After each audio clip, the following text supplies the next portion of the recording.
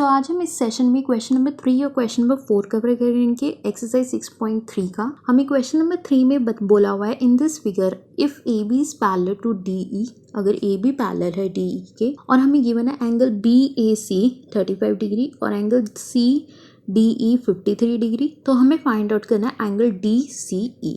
ठीक है, तो चलिए फाइंड आउट करते हैं। और नेक्स्ट क्वेश्चन नंबर 4 में दिया हुआ है in this figure if line P Q and R S intersect at point T, जो दो लाइन है पी क्यू और आर एस इंटरसेक्ट कर रही है पॉइंट टी पे, सच दैट हमें angle T R T 40 degree given दिया हुआ है, R P T 95 degree given दिया हुआ है और T S Q 75 degree given दिया हुआ है। तो हमें फाइंड आउट करना है एंगल एस क्यू टी।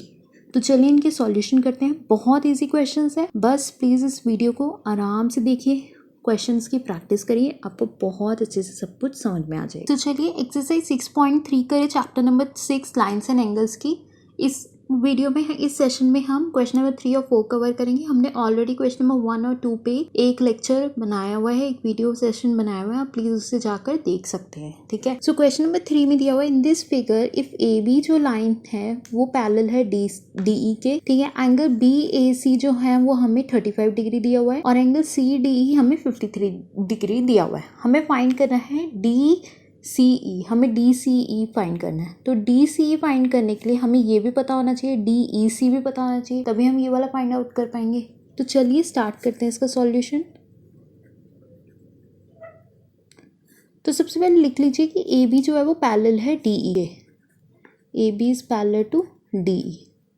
ठीक है, ए बी जो है वो पैरेलल है डी ई के। अगर ए बी पैरेलल है डी ई के तो उसके जितने भी कॉरस्पॉन्डिंग एंगल्स होंगे और अल्टरनेटिव इंटीरियर एंगल होंगे वो इक्वल होंगे। ठीक है, ये हमने ऑलरेडी एग्जाम में पढ़ा हुआ है। तो इसका मतलब एंगल बी ए सी जो होगा वो इक्वल होगा एंगल सी ई डी के, angle B A C equal होगा एंगल सी ई डी के। मतलब ये वाला जो होगा ये इसके इक्वल होगा। क्यों? क्योंकि ये क्या बना रहा है बताइए, अल्टरनेट इंटीरियर एंगल बना रहा है।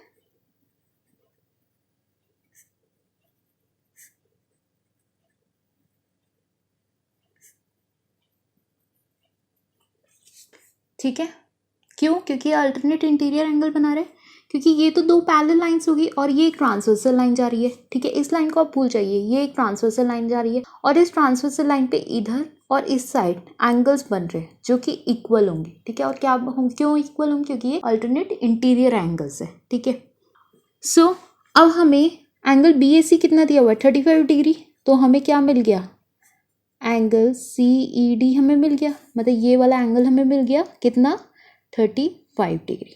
ठीक है, अब हमारे लिए ये वाला एंगल निकालना इजी हो जाएगा। क्यों? क्योंकि हम angle sum property of triangle से निकालेंगे। तो इन ट्रायंगल सी डी ई, इस ट्रायंगल सी डी ई में एंगल सी डी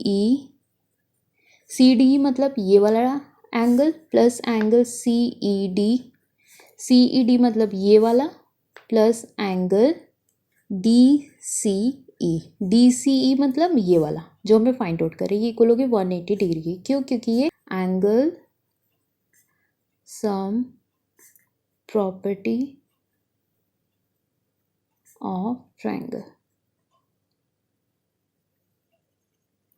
ठीक है, तो सी डी हमें कितना दिया हुआ है 53 degree plus angle C E D कितना दिया हुआ है हमें 35 degree plus angle D C E तो हमें फाइंड करना है ये 180 डिग्री। तो ये हो गया 88 degree plus angle D C E is equal to 180 degree. तो एंगल डी सी ई हो गया 180 डिग्री माइनस 88 डिग्री। तो एंगल डी सी ई हो गया हमारा, बताइए कितना हो गया, ये हमारा 92 डिग्री। ठीक है, तो ये हमने कितना फाइंड किया 92 डिग्री। तो इस क्वेश्चन को करना इसलिए इजी था क्योंकि हमें उसने क्वेश्चन में दिया हुआ है कि ए बी जो लाइन है वो पैरेलल है डी ई के। तो अगर दो लाइन पैरेलल है तो उसके corresponding angles alternate interior angles equal होंगे। तो इसलिए हमने एंगल बी ए सी को इक्वल कर दिया सी ई डी के, इसको इसके इक्वल किया। क्यों? क्योंकि अल्टरनेट इंटीरियर एंगल। तो इससे हमने फाइंड आउट कर लिया angle C E D easily. फिर हमने देखा कि अगर हमें ये वाला एंगल मिल गया है और ये तो हमें गिवन नहीं है, तो हमें ये फाइंड करना है, तो वो हम angle sum property of triangle से फाइंड आउट कर लेंगे। ठीक है, तो हमने लिखा in triangle CDE angle CDE plus angle CED plus angle DCE जो होगा 180 डिग्री के इक्वल होगा, क्यों? एंगल सम प्रॉपर्टी के अकॉर्डिंग। तो हमें ये दोनों एंगल्स ऑलरेडी हमने फाइंड आउट कर लिए थे, ये तो फाइंड आउट किया था, ये गिवन था, हमने वैल्यूज डाली और हमने एंगल्स DCE फाइंड कर लिया जो आया हमारा 92 डिग्री। आई होप आपको ये समझ में आया होगा। तो चलिए अब क्वेश्चन नंबर 4 करते हैं। सो क्वेश्चन नंबर 4 में दिया हुआ है in this figure if line PQ and RS, line PQ और RS जो है एक दूसरे को इंटरसेक्ट कर रही है T पॉइंट पे। ठीक है, PQ और RS एक दूसरे को इंटरसेक्ट कर रही है इस T पॉइंट पे। ठीक है, सच दैट एंगल PRT, मतलब ये वाला हमें एंगल 40 डिग्री दिया हुआ है, एंगल RPT ये वाला हमें 95 डिग्री दिया हुआ है, और एंगल TSQ ये वाला हमें 75 डिग्री दिया हुआ है, और हमें फाइंड करना है एंगल SQT, मतलब ये वाला हमें फाइंड आउट करना है। ठीक है, तो सबसे पहले हम क्या फाइंड आउट कर लेते हैं, हम ये वाला एंगल फाइंड आउट कर लेते हैं। ठीक है, क्योंकि हमें ये दोनों तो गिवन है, पहले हम ये वाला फाइंड आउट कर लेते हैं। तो चलिए इसका सॉल्यूशन करते हैं।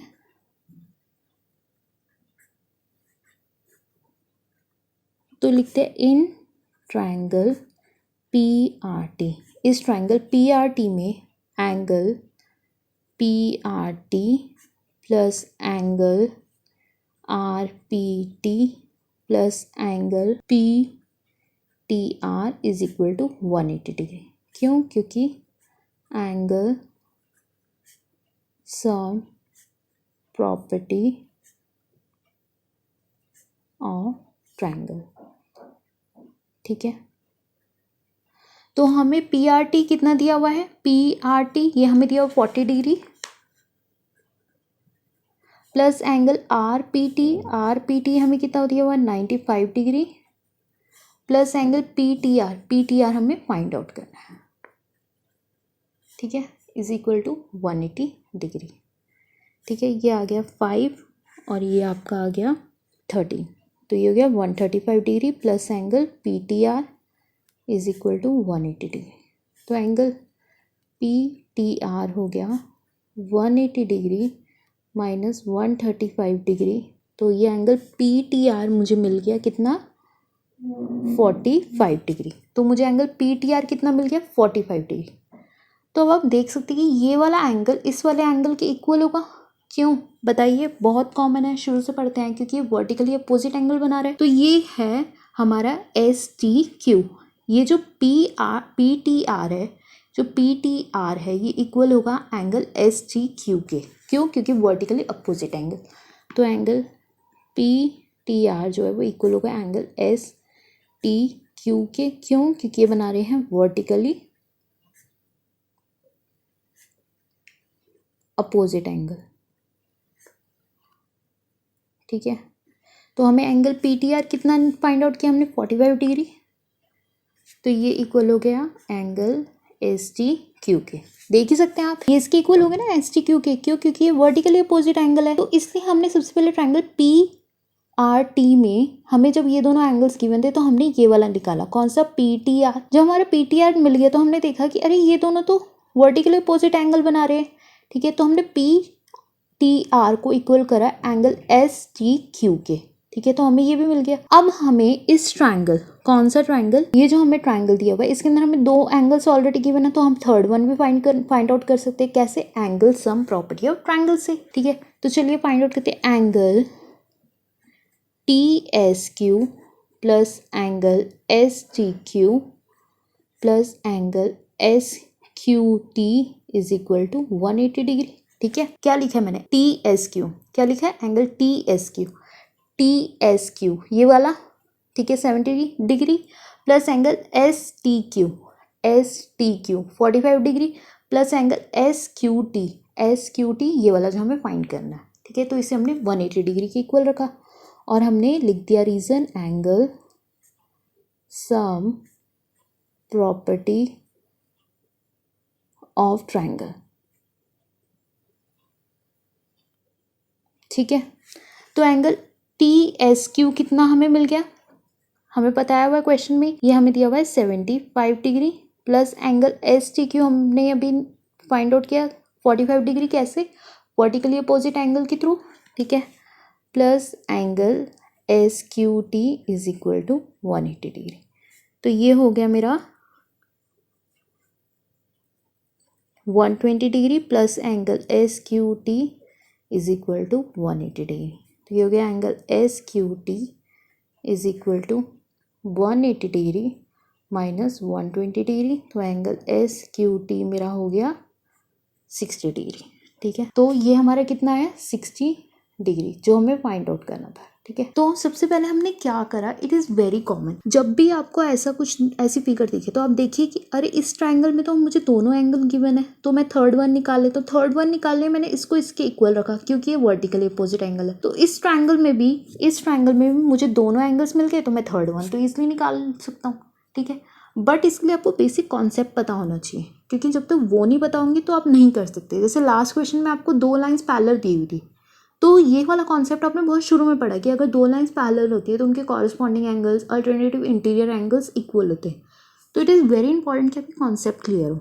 सो प्लीज़ प्रैक्टिस करिए और प्लीज़ इस चैनल को सब्सक्राइब करिए, वीडियो को लाइक करिए और कमेंट सेक्शन में अपने क्वेश्चंस पूछना बिल्कुल भी मत भूलिए।